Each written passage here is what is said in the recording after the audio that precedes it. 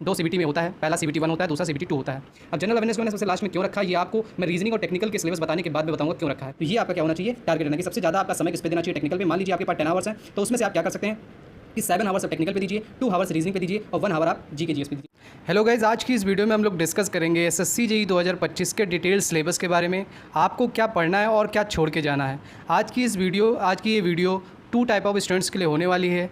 एक ऐसे स्टूडेंट जो 2024 का एग्ज़ाम दिए थे बट किसी भी रीज़न की वजह से उनका सिलेक्शन नहीं हुआ। दूसरे ऐसे स्टूडेंट हैं जो 2025 को टारगेट कर रहे हैं, अभी उनका फर्स्ट अटैम्प्ट होने वाला है। तो जैसा कि आपको पता है कि एसएससी जेईई का एग्ज़ामिनेशन 2 सीबीटी में होता है, पहला सीबीटी 1 होता है, दूसरा सीबीटी 2 होता है। सीबीटी 1 की अगर मैं बात करता हूं तो यहाँ पे आप देख सकते हैं नंबर ऑफ़ क्वेश्चंस जो होते हैं 200 होते हैं और टोटल मार्क्स भी आपको 200 मार्क्स मिलते हैं। टाइम ड्यूरेशन आपको दिया जाता है 2 आवर्स का। टेक्निकल आपका बात करते हैं तो टेक्निकल यहाँ पे आप देख सकते हैं 100 क्वेश्चंस आते हैं।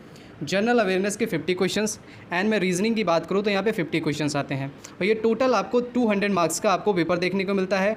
और यहाँ पे जो नेगेटिव मार्किंग होती है वो 1/4 की होती है। वहीं अगर मैं सीबीटी 2 की बात करता हूँ तो नंबर ऑफ़ क्वेश्चंस 100 होते हैं, टोटल मार्क्स 300 होता है। टाइम ड्यूरेशन यहाँ भी आपको 2 आवर्स मिलते हैं। सब्जेक्ट की बात करूँ तो यहाँ पे टोटली आपको टेक्निकल पूछा जाता है 100 क्वेश्चंस, नेगेटिव मार्किंग 1/3 की होती है। अगर मैं 2025 की यहाँ पे बात करूँ डेट्स की तो आप यहाँ पे देख सकते हैं कि डेट जो एडवर्टाइजमेंट की डेट यहाँ पे एसएससी जेईई ने अपने कैलेंडर में बताई है वो 30/6/2025 में। ये जून का महीना चल रहा है, इसके 30 लास्ट में ही आपको नोटिफिकेशन देखने को मिल जाएगा।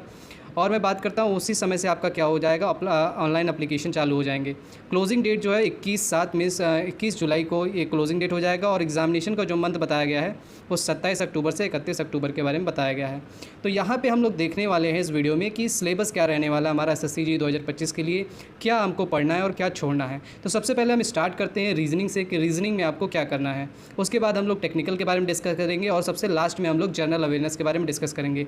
अब जनरल अवेयरनेस को मैंने सबसे लास्ट में क्यों रखा, ये आपको मैं रीजनिंग और टेक्निकल के सिलेबस बताने के बाद में बताऊंगा क्यों रखा है।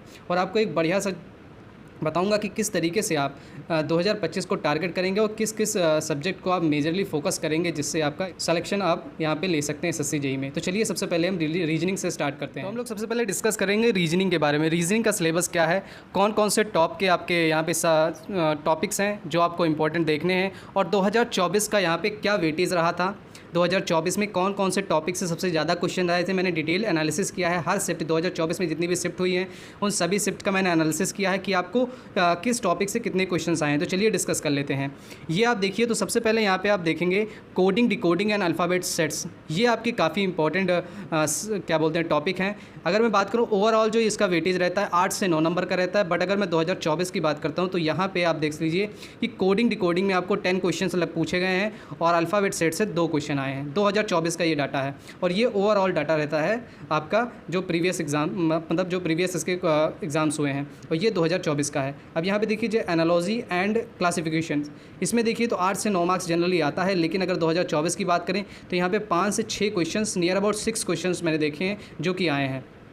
फिर मैं आगे बात करता हूँ थर्ड वन की कि नंबर सीरीज और अल्फ़ाबेट सीरीज़ के बारे में बात करते हैं। तो यहाँ पे 3 से 4 क्वेश्चंस रहते हैं, लेकिन यहाँ की अगर मैं बात करूँ तो नंबर सीरीज़ के यहाँ पे 3 क्वेश्चन आए 2024 में एंड अल्फ़ाबेट सीरीज़ के आपके 6 क्वेश्चन आए। अल्फ़ाबेट सीरीज़ इस बार ज़्यादा पूछी गई थी। नेक्स्ट अगर मैं बात करता हूँ तो यहाँ पर बात करता हूँ मीनिंगफुल ऑर्डर्स की। मीनिंगफुल ऑर्डर की अगर मैं बात करूँ कि जैसे आपको दिए होते हैं कई सारे वर्ड्स दिए होते हैं, अरेंज करवाता है कि आप एक मीनिंगफुल ऑर्डर में अरेंज कीजिए। तो ये लगभग 2 से 3 आपका जनरली पैटर्न रहता है, बट इस बार 2024 में 2 क्वेश्चन इससे देखने को मिले हैं। फिगर मिसिंग या फिर एम्बेडेड जो क्वेश्चंस आते हैं कि मिसिंग फिगर ढूंढिए या ऐसा कौन सा ऑप्शन है जो इस क्वेश्चन में एम्बेडेड है, ऐसे क्वेश्चंस जो आते हैं वो जनरली 3 से 4 होते हैं। लेकिन यहाँ अगर मैं बात करूँ तो मिसिंग फिगर से 2 क्वेश्चन आए 2024 में और एम्बेडेड से भी आपके 2 क्वेश्चन देखने को मिले हैं। नेक्स्ट अगर मैं बात करता हूँ ब्लड रिलेशंस की, तो यहाँ पे आप देख सकते हैं ब्लड रिलेशंस में जो 3 से 4 क्वेश्चन जनरली इसका वेटेज रहता है, बट यहाँ पे 2024 में 2 क्वेश्चन से देखने को मिले हैं। स्टेटमेंट एंड कंक्लूजन्स की बात करें कि एक स्टेटमेंट आपको दे रखा होता है, उसके नीचे 2-3 उसके कंक्लूजन दे रखे होते हैं, उस हिसाब से आपसे ऑप्शंस आपको टिक करने होते हैं। तो ऐसे क्वेश्चन जनरली 2 से 3 इसका वेटेज रहता है, बट 2024 में 2 क्वेश्चन देखने को मिले हैं। नेक्स्ट अगर मैं बात करता हूँ मिरर इमेज की, मिरर इमेज आप देख सकते हैं जैसे आपका पोस्ट कोई भी ऑब्जेक्ट दे देगा आपको इमेज और बताएगा इसका मिरर इमेज क्या होगा, या कोई भी आपको लेटर लिख के दे दिया या आपका नाम ही लिख के दे देगा और बताएगा कि आपको इसका मिरर इमेज बताना है। तो जनरली इसका जो क्वेश्चन वेटेज होता है 2 से 3 मार्क्स का होता है। इसी वजह से 2024 में कितने 2 क्वेश्चन पूछे गए। डायरेक्शन एंड डिस्टेंस की बात करें कि आपको लेफ्ट में जाके 3 किलोमीटर आगे चलना है, फिर राइट में जाना है, फिर लेफ्ट में जाना, ऐसे जो क्वेश्चन होते हैं वो लगभग 2 से 3 इसका वेटेज होता है। 2 क्वेश्चन पूछे गए थे। वेन डायग्राम्स की अगर मैं बात करता हूँ तो लगभग 1 to 2 क्वेश्चन होता है, लेकिन 2024 में इससे एक भी क्वेश्चन पूछा नहीं गया है वेन डायग्राम से। नेक्स्ट अगर मैं बात कर लेता हूँ आगे, तो आगे यहाँ पे देखिएगा कि फाइंड आउट जो फिगर्स होते हैं या एम्बेडेड फिगर्स, ये मैंने बात ही कर ली। ये जो एम्बेडेड या मिसिंग फिगर वाले क्वेश्चंस ये मैं ऊपर ही डिस्कस करके आ चुका हूँ। 2 क्वेश्चंस पूछे गए थे। प्लस माइनस पुट या चेंज जो साइन हो, जैसे आप उसमें दे देता है कि आपको प्लस और डिवाइड के साइन को चेंज करने पर क्या आंसर आएगा क्या नहीं आएगा, ये सारे जो टाइप के क्वेश्चंस होते हैं जो मैथमेटिकल ऑपरेशंस वाले क्वेश्चंस होते हैं वो लगभग 3 से 4 क्वेश्चन वेटेज रहता है इनका। लेकिन इस बार कितने क्वेश्चन पूछे गए, 4 क्वेश्चन पूछे गए थे। नेक्स्ट अगर मैं बात करता हूँ सर्किल या स्क्वायर सेटिंग की बात करें 2 से 3 लगभग आते हैं, लेकिन इस बार 2024 में एक भी क्वेश्चन देखने को नहीं मिला। डिक्शनरी, डाइस एंड क्यूब या ट्रायंगल काउंट की अगर मैं बात करता हूँ तो यहाँ पे आप देख सकते हैं कि लगभग एक क्वेश्चन आते थे प्रीवियस जो डाटा है। बट अगर मैं बात करता हूँ यहाँ पे डिक्शनरी से एक भी क्वेश्चन देखने को नहीं मिला, डाइस से एक क्वेश्चन देखने को मिला था, क्यूब से भी क्वेश्चन देखने को नहीं मिला और ट्रायंगल काउंट से भी एक क्वेश्चन देखने को मिला है। किसी किसी शिफ्ट में ट्रायंगल काउंट से 2 क्वेश्चन भी आए हैं, तो ये आप देख के रखिएगा, 1 या 2 क्वेश्चन ट्रायंगल काउंट से देखने को मिला है। लेकिन अगर मैं सिटिंग अरेंजमेंट की बात करता हूँ तो ये लगभग आपको इस बार 3 क्वेश्चन देखने को मिले। नियर अबाउट ऐसे ही 2 से 3 क्वेश्चन आते थे और अब इस 2024 में 3 क्वेश्चन आपको देखने को मिले हैं। ठीक है, तो ये बेसिकली क्या है, वेटेज है टॉप क्वेश्चन जहाँ से पूछे जाते हैं SSC JEE में। आप फिर से एक बार देख सकते हैं कि coding, decoding, alphabet sets, analogy, classification, number series, alphabet series, meaningful orders, figure missing या embedded figures questions, blood relations, statement, conclusion, mirror image, direction and distance. Venn diagram से तो क्वेश्चन देखने को नहीं मिला, बट सिंपल होता है topic, आपको देखने को मिल भी सकता है। इस बार तो नहीं मिला था। फाइंड आउट फिगर्स ये मैं बता चुका हूँ। प्लस माइनस जो पुट या साइंस चेंज करने वाले साइंस जो क्वेश्चंस होते हैं मैथमेटिकल ऑपरेशंस वाले, वो क्वेश्चंस आप यहाँ पे देख सकते हैं। ये क्वेश्चंस आया ही नहीं है। Dictionary, dice and cube, dice से क्वेश्चन आया है, क्यूब से नहीं आया लेकिन आ सकता है। ट्रायंगल काउंट आप देख सकते हैं, लगभग 2 क्वेश्चन आपको देखने को। सिटिंग अरेंजमेंट के 3 क्वेश्चन आपको। सिटिंग अरेंजमेंट पूछता है, सिटिंग अरेंजमेंट से आपको क्वेश्चन देखने को ही मिलेगा। ठीक है, ये थोड़े से लेंथी होते हैं लेकिन इसके क्वेश्चन ज़रूर आते हैं SSC JEE में। तो ये रीजनिंग का हो गया। आपको इन्हीं टॉपिक्स पे ज़्यादा फोकस करना है जो मैंने आपको यहाँ पे लिस्ट दे दी है। ये जो पेज है, जिस पेज में मैंने लिखा है, इसका मैं PDF अपने टेलीग्राम पे शेयर कर दूँगा, वहाँ से आप कलेक्ट कर सकते हैं। चलिए हम लोग बात कर लेते हैं इसके बाद टेक्निकल में क्या सिलेबस है, क्या वेटेज रहा था इस बार 2024 में और प्रीवियस क्या पैटर्न रहा था, वो भी हम लोग डिस्कस करते हैं। अब मैं बात कर लेता हूँ कि टेक्निकल में जो सब्जेक्ट वेटेज है वो क्या था। जैसा यहाँ पर आप देख सकते हैं कि अगर मैं BMC CT की बात करूँ 2018 में 25 क्वेश्चंस, 19 में 14, 20 में 14, 22 में 13, 23 में 16। एवरेज अगर मैं 2024 की बात करूँ तो यहाँ पे 15 क्वेश्चंस देखने को मिले थे। एवरेज अगर मैं बात करता हूँ तो 15 क्वेश्चंस आपको देखने को मिलते हैं। सर्वेइंग की बात कर लेते हो, यहाँ पे देख सकते हैं 10, 9, 12, 10, 13 ऐसे क्वेश्चंस आपको देखने को मिलते हैं।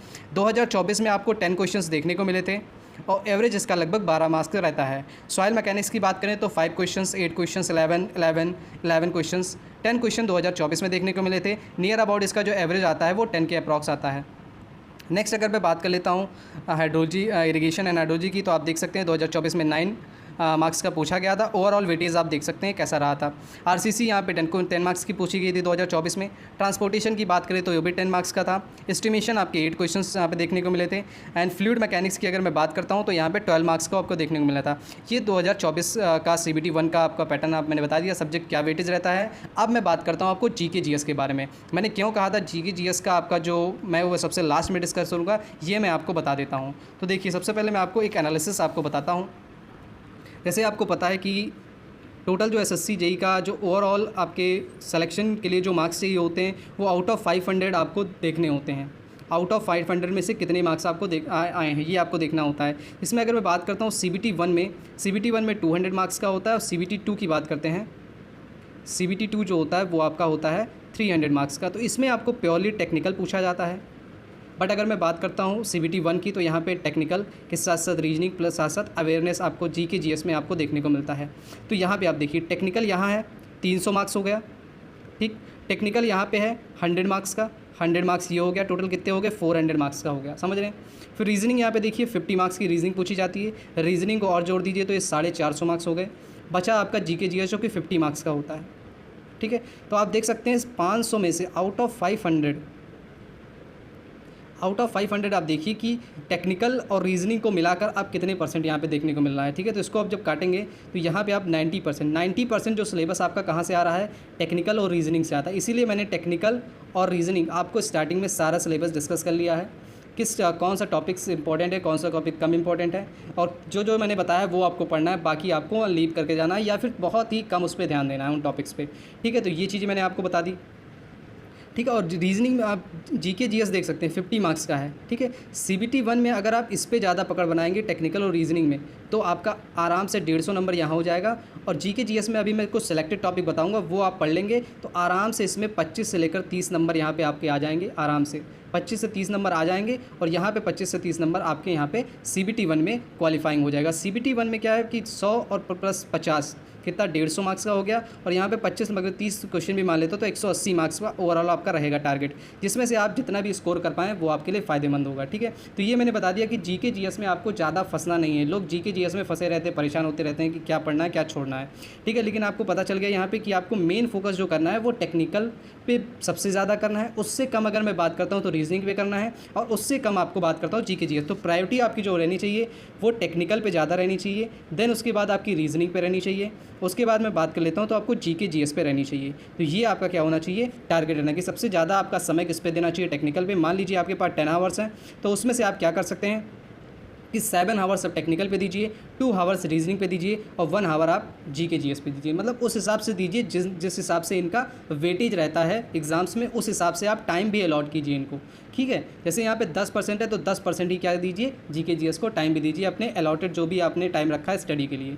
ठीक है, तो ये है। चलिए मैं आपको बता देता हूँ जीके जीएस में क्या आपको पढ़ना है क्या छोड़ना है। ठीक है, थोड़ा आप लोग के लिए एक अनाउंसमेंट है कि मैंने अभी जल्दी ही क्या किया है, सिविल एस्पिरेंट सॉल्यूशन जो मेरे यूट्यूब चैनल का नाम है, इसी नेम से मैंने क्या किया है, एक डिजिटल स्टोर को ओपन किया है जहाँ पे आप क्या कर सकते हैं, सॉल्यूशन यहाँ पे आप क्या कर सकते हैं, जो कोई भी आपकी जो इंपॉर्टेंट पीडीएफ्स हैं या शॉर्ट नोट्स होते हैं, इंपॉर्टेंट फॉर्मूलाज हो गए, फॉर्मूला की सीट्स हो गई, आपके क्वेश्चंस हो गए, इंपॉर्टेंट क्वेश्चन जो प्रीवियस ईयर क्वेश्चंस हैं, और क्या बोलते हैं आपके शॉर्ट नोट्स के जो पीडीएफ हर एक सब्जेक्ट के टेक्निकल के मैंने वहाँ पे अपलोड किए हैं, आप वहाँ से जाके इसको ले सकते हैं। ठीक है, नाम क्या है, सिविल एस्पिरेंट सॉल्यूशन। इसका मैं लिंक यहाँ पे डिस्क्रिप्शन बॉक्स में और कमेंट सेक्शन में मैं पिन कर दूँगा, वहाँ पर आप क्लिक करके डायरेक्टली मेरे डिजिटल स्टोर पर जा सकते हैं, वहाँ से ये चीज़ों को अवेल कर सकते हैं। चलिए जीके जीएस के बारे में बात कर लेते हैं।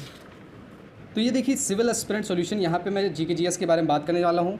यहाँ पे देखिए सबसे पहले मैं बात करता हूँ जनरल साइंस के बारे में। तो जनरल साइंस के बारे में आप देख सकते हैं यहाँ पे कि यहाँ पे लगभग 9 से लेकर 12 क्वेश्चंस आपको देखने को मिलते हैं। फिजिक्स की अगर मैं बात करता हूँ तो फिजिक्स में कौन कौन से इंपॉर्टेंट टॉपिक्स हैं जो आपको पढ़ने होंगे। सबसे पहले यहाँ पे देखिए ग्रेविटेशन या ग्रेविटी कह सकते हैं, motion, work, pressure, sound, magnetism, heat, unit of measurements, electricity. ये आपको क्या है, ये कुछ इंपॉर्टेंट टॉपिक्स है जो आपको फिजिक्स में कवर करने हैं। नेक्स्ट मैं बात करता हूँ बायोलॉजी की। तो यहाँ पे बायोलॉजी में देख सकते हैं न्यूट्रिशंस या डिफिशिएंसी डिजीज़ जो होते हैं, जैसे विटामिन की कमी से क्या होता है या फिर आपकी कोई भी मिनरल्स की कमी से क्या होता है, ये सब जो डिजीज़ होते हैं वो आपको पढ़ने हैं। डिजीज़ और भी सारे डिजीज़ होते हैं जो आपके इंसेक्ट से फैलते हैं, उन सभी डिजीज़ को आपको पढ़ना है। कैसे उनको प्रिवेंट करते हैं, कैसे उनको क्योर किया जाता है, इसके बारे में आपको पढ़ना होता है। विटामिन्स क्या होते हैं, विटामिन ए, विटामिन बी, उनके जो साइंटिफिक नेम होते हैं वो आपको देखने हैं। ह्यूमन बॉडी जैसे मैं बात करता हूँ, जैसे स्केलेटन सिस्टम होता है, कंकाल तंत्र, फिर आपका ये क्या बोलते हैं हार्ट सिस्टम होता है, एक्सक्रीटरी सिस्टम होता है, और आप देख सकते हैं नर्वस सिस्टम होता है। इन सभी जितने भी बॉडी पार्ट्स होते हैं, उन जो जितने भी सिस्टम्स होते हैं वो आपको पढ़ने हैं और उनके फंक्शंस पढ़ने हैं। नेक्स्ट मैं बात कर लेता हूँ पार्ट्स ऑफ प्लांट्स के बारे में पढ़ना है कि स्टिग्मा क्या होता है और स्टेम क्या होता है, ये सारी चीज़ें आपको पढ़नी है और उनके फंक्शंस के बारे में पढ़ना है। नेक्स्ट अगर मैं बात कर लेता हूँ केमिस्ट्री की, तो केमिस्ट्री में आपको जैसे केमिकल फिजिकल चेंज जनरली पूछ लिया जाता है, हर बार क्वेश्चन एग्जाम में देखने को मिलते हैं। एसआई यूनिट्स हो गए, ठीक है, जो इंपॉर्टेंट एसआई यूनिट्स हैं उनके बारे में आपको पढ़ना है। और बेसिकली इसमें क्या पढ़ना है आपको, एसआई यूनिट्स पढ़ना है। इंपॉर्टेंट आपको मैं कंपाउंड्स के बारे में पढ़ना है, जैसे क्या बोलते हैं वॉशिंग सोडा हो गया, बेकिंग सोडा NaSCO3 हो गया, वॉशिंग सोडा हो गया NaCO3 हो गया, इन सभी फॉर्मूलाज, इन सभी कंपाउंड्स के फॉर्मूलाज पढ़ने हैं, उनके क्या क्या यूजेस होते हैं ये आपको पढ़ने हैं। एसिड बेस से रिलेटेड क्वेश्चन आते हैं, एलॉयज़ हो गया, कंपोजिशन, बहुत सारे केमिकल जो रिएक्शंस होते हैं उसमें क्या क्या कंपोजिशन होता है वो आपको देखना है। अब यहाँ पे देखिए केमिस्ट्री इन एवरीडे लाइफ से क्वेश्चंस आपको देखने को मिलते हैं, प्रैक्टिकल लाइफ क्वेश्चंस आपको देखने को मिलते हैं, पीरियोडिक टेबल्स से क्वेश्चंस आते हैं, कार्बोनेटेड कंपाउंड से आपके क्वेश्चन देखने को मिलते हैं। करते हैं। नेक्स्ट अगर मैं बात कर लेता हूँ आगे आप टॉपिक्स की, तो यहाँ पे आप देख सकते हैं करंट अफेयर्स की अगर मैं बात करता हूँ तो करंट अफेयर्स का टॉपिक देख लीजिए पहले, ठीक है, क्योंकि ये आपको मेजर वेटेज आपको देखने को मिलता है। जैसे 13 से लगभग 15 क्वेश्चन यहाँ पे देखने को मिल जाते हैं। करंट अफेयर्स में आप कौन कौन से टॉपिक्स पढ़ सकते हैं वो मैं आपको बता देता हूँ। जैसे अवार्ड्स एंड प्राइजेस से क्वेश्चन आते हैं, मिलिट्री एक्सरसाइज से क्वेश्चन देखने को मिलते हैं, डिफेंस एंड टेक्नोलॉजीज़ में क्या चल रहा है, और यहाँ पे इंटरनेशनल समिट्स जो होती रहती है, इंडेक्स और रैंकिंग कि भारत की हैप्पीनेस इंडेक्स में क्या रैंकिंग है, ये सारे क्वेश्चंस। बुक्स एंड ऑथर्स आपको देखने को मिल जाते हैं। गवर्नमेंट स्कीम्स, कौन कौन सी नई स्कीम्स आई उसके बारे में क्वेश्चंस। स्पोर्ट्स एंड गेम्स से क्वेश्चन देखने को मिल जाते हैं। किस चीज़ को जीआई टैग मिला है ये आपको देखने को मिल जाता है। और सीएम्स और गवर्नर्स पूछ लेता है कि इस स्टेट के सीएम कौन है, गवर्नर कौन है, इस टाइप के क्वेश्चंस आपको करंट अफेयर्स में देखने को मिल जाते हैं। लगभग जो वेटेज इसका रहता है आपको 13 से 15 मार्क्स का रहता है, ठीक है। और मैंने आपको यहाँ पे बता ही दिया कि फिजिक्स और केमिस्ट्री अलग अलग वेटेज भी आप देख सकते हैं। यहाँ पे फिजिक्स का लगभग 3 से 4 क्वेश्चन, बायोलॉजी में 3 से 4 या 5 क्वेश्चन भी देखने को मिल जाते हैं, और केमिस्ट्री में 3 से 4 क्वेश्चन। ओवरऑल जो वेटेज रहता है साइंस का 9 से 12 क्वेश्चन देखने को मिलते हैं। नेक्स्ट हम बात कर लेते हैं अपना सोशल साइंस के बारे में, पॉलिटी वगैरह के बारे में हम लोग डिस्कस कर लेते हैं। तो यहाँ पे देखिए सबसे पहले मैं हिस्ट्री की बात करता हूँ, तो यहाँ पे 4 से 5 क्वेश्चन हिस्ट्री में देखने को मिलते हैं। टॉपिक्स की अगर मैं बात करूँ तो टॉपिक्स यहाँ पे देख सकते हैं, Indus valley civilisation, Vedic civilisation, founder of different dynasty, मतलब जो भी डायनेस्टीज़ हैं उसके कौन कौन से फाउंडर हैं, गुप्ता एम्पायर, दिल्ली सल्तनत, मुगल एम्पायर, इंपॉर्टेंट बैटल्स जो होते हैं उनकी डेट्स, और यहाँ पे कौन विन रहा, कौन यहाँ पे डिफीट हुआ, इसके बारे में पूछ लिया जाता है। कांग्रेस सेशंस के बारे में पूछ लिया जाता है, कब कब कांग्रेस सेशंस हुए और इसके प्रेसिडेंट क्या थे और किस ईयर में हुआ, ये क्वेश्चंस आ जाते हैं। फ्रीडम स्ट्रगल्स या गांधीयन एरा, इनसे क्वेश्चंस भी आपको ज़्यादा सबसे ज़्यादा क्वेश्चन इधर ही आपको देखने को मिलता है। ये जो मॉडर्न हिस्ट्री है उससे रिलेटेड ज़्यादा क्वेश्चंस आपको देखने को मिलते हैं, ठीक है। नेक्स्ट अगर मैं बात कर लेता हूँ जियोग्राफी की, तो जियोग्राफी में आप देख सकते हैं 3 से 4 क्वेश्चंस आपको देखने को मिलते हैं।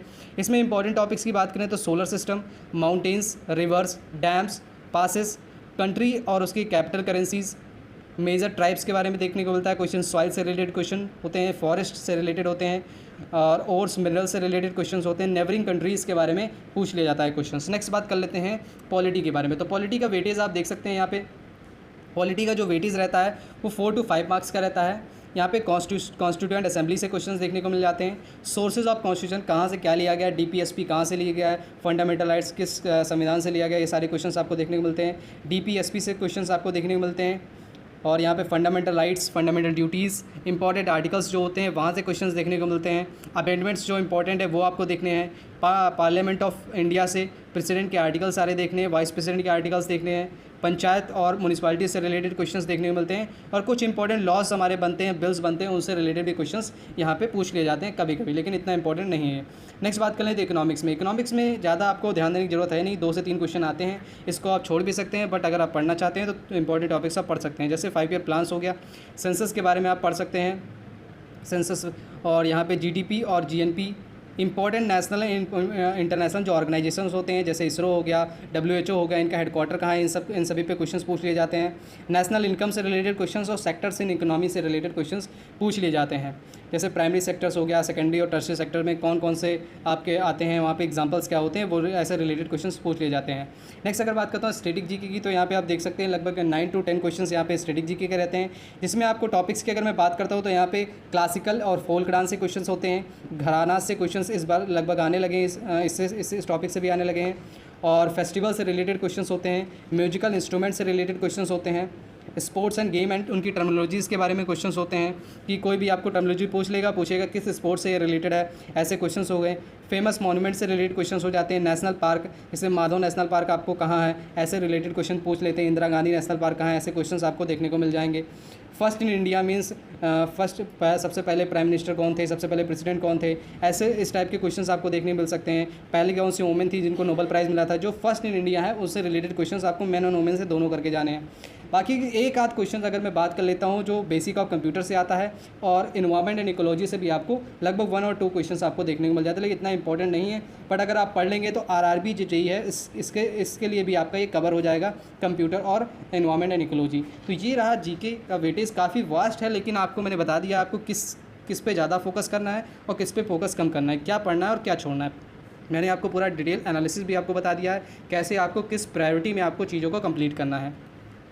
और मैंने जैसे कि आपको बता दिया है सिविल एस्पिरेंट सॉल्यूशन, जो मेरा डिजिटल स्टोर जो मैंने अभी यहाँ पे लॉन्च किया है, उस पर जाके आप क्या कर सकते हैं, पीडीएफ्स को कलेक्ट कर सकते हैं। वहाँ पे बहुत सारी मैंने फ्री पीडीएफ्स भी आपको प्रोवाइड की हैं। इंपॉर्टेंट फॉर्मूला सीट्स हो गए, आपके क्या बोलते हैं शॉर्ट नोट्स की पीडीएफ हो, जितने भी टेक्निकल शॉर्ट नोट्स हैं अभी मैं धीरे धीरे अभी उस पर लॉन्च करूँगा। जीके जीएस से भी रिलेटेड जो बहुत ही ज़्यादा इंपॉर्टेंट, इसमें तो मैंने आपको टॉपिक्स बता दिए हैं और इसमें भी सब टॉपिक्स कौन से इंपॉर्टेंट है वो भी मैं यहाँ पे देने वाला हूँ यहाँ पे स्टोर पे। तो आप जा सकते हैं, मैंने इसका लिंक जो है डिस्क्रिप्शन बॉक्स और कमेंट सेक्शन में पिन कर दिया है। ठीक है गाइस, और यहाँ पे अगर आपको वीडियो अच्छी लगी हो तो प्लीज़ वीडियो को लाइक कर दीजिए और चैनल को सब्सक्राइब कर दीजिए ऐसी और वीडियोज़ के लिए, क्योंकि ये तो मैंने आपको सिलेबस बताया है, इसके बारे में और भी डिटेल में बताऊँगा कि कैसे आपको क्या स्ट्रेटजीज रहनी चाहिए, कौन कौन सी बुक्स आपको फॉलो करनी चाहिए इस एग्ज़ाम के लिए। ये सारा चीज़ मैं गाइड करने वाला हूँ अपने इस चैनल पे। ठीक है गाइस, तो आप इस चैनल को सब्सक्राइब करके रखे रहिए और आप मेरे साथ जुड़े रहिए। Thank you guys.